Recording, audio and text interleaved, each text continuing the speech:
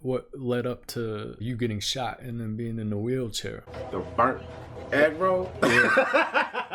Oh shit, that was 2013. I was going to a place where I knew, you know what I'm saying, it was where known violence, it happens, you know what I'm saying, sometimes there, you know, but at the same time, if you're not involved in certain things, you don't have to worry. But at the same time, when you put yourself in certain situations where those type of things go down, you got to understand you're accepting everything that comes with it. So I understood, you know what I'm saying, I was going to a certain spot with some friends that I knew for like 20 years, you know what I'm saying, hanging out. Like, so I didn't know what they had been into, you know, or what his little brother had been into. But so I was hanging out with them, you know what I'm saying? We had went there the week before, you know what I'm saying? Then the next week we went again. And I usually go like Miami, that's like 30 minutes away from here, or Fort Lauderdale, somewhere Hard Rock, somewhere grown and sexy where I don't got to worry about the hard heads and all the people stepping on your shoes and stuff, you know what I'm saying? If I want to deal with that. So this time I just hang with my friends, you know, and went to the spot where they go and hang out, we hanging out, we all good.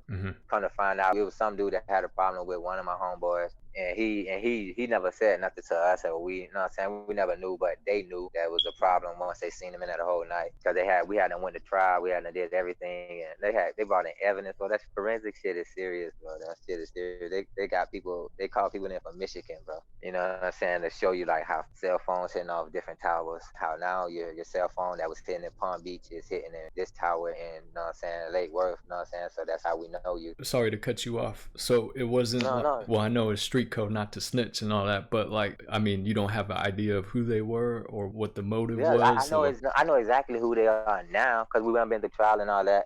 But at the time I didn't know, because you know what I'm saying, I'm 30 at the time. You gotta imagine I'm 30 at the time, right? And this dude was 18 at the time. You know what I'm saying? He had just came home 10 days before he shot me. You know what I'm saying? So he was in prison. You know what I'm saying? 18 at 16, 17 in prison. He had just came home like when he turned 18. You know what I'm saying? But he was like a shooter. It was just another dude that had a problem. But it wasn't with me, but it don't matter. You know what I'm saying? I'm with my dog. I assume everything once whoever I'm with. You know what I'm saying? You see me with these niggas, you know what I'm saying? I assume everything with these niggas. That's how you feel about it. You know what I'm saying? That's what I understood. That's how I know. You know what I'm saying? I know that. So we end up leaving the club. We never should have closed that bitch down. We closed it down, meaning we stayed too late. Like when that bitch was closing, you know what I'm saying?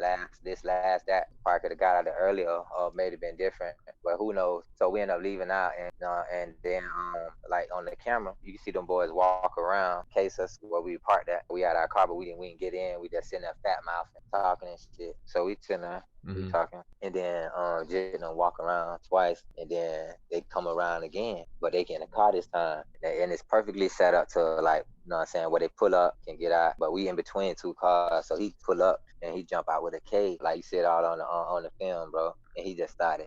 I just started shooting, but good thing we was like in between two cars, you know what I'm saying. So when the bullet started, one dog who they was trying to get, you know what I'm saying, he, you know what I'm saying, out of the whatever bitch, and me and his bro like, what the fuck? And then, you know what I'm saying, that's when we realized, they, you know what I'm saying, somebody shooting and getting at it, but the bullets hitting the other car and coming through the window of the other car, because he walking back towards us, you know what I'm saying, because we like, basically we back this way at the back of the car. So by the time he got back to us, that's when I went to make my move back up towards the front of the car, and you know what I'm saying, like I grabbed his little brother because he was like lost and shit too. It was four of us, you know what I'm saying. One of us was able to clear it and get out of there. My other homeboy, he started clearing it once we realized, you know what I'm saying, he got grazed, and then his little brother, you know what I'm saying, he got hit like 2 times in the leg, 3 times in the leg with a K. And I got shot twice in my left flank, 2 times with the K1 when I came out. One went in, came out, other one hit my spine, then broke up. You experienced that shit like firsthand, man. That shit must be traumatic, huh? It really had you tripping. Like, good thing you said that, because, like, you know what I'm saying, the shooting part gonna end, and then now you get to the traumatic part.